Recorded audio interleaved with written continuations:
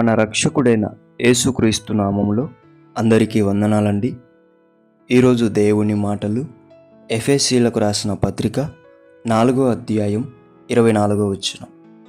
నీతియు యథార్థమైన భక్తియు గలవారై దేవుని పోలికగా సృష్టింపబడిన నవీన స్వభావమును ధరించుకొనవలెను.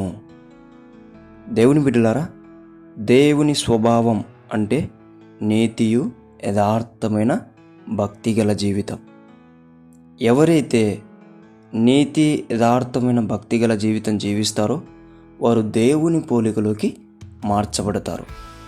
పాత స్వభావాన్ని విడిచిపెట్టి నవీన స్వభావమును ధరించుకొనగలుగుతారు.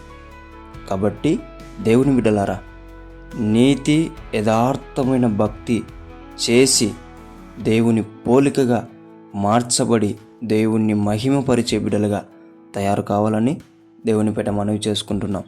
దేవుడి మాటలను దీవించునుగాక. ప్రార్థించుకుందాం. దేవానికి వందనాలు, స్తోత్రాలు. నీ బిడ్డలు ఎవరైతే నీ పోలికలోకి మార్చబడాలని ఆశపడుతూ ఉంటున్నారో వారిలో ఉన్నటువంటి ప్రతి బలహీనతను కొట్టివేసి వారిలో నీతి యథార్థమైన భక్తి గల నీ నవీన స్వభావాన్ని వారిలో ధరింపజేసి నీ నామాన్ని నీవు మహిమపరుచుకోమని, యేసు నామములో వారందరినీ నీ పోలికలోకి మార్చమని ప్రార్థిస్తున్నాం తండ్రి. ఆమెన్.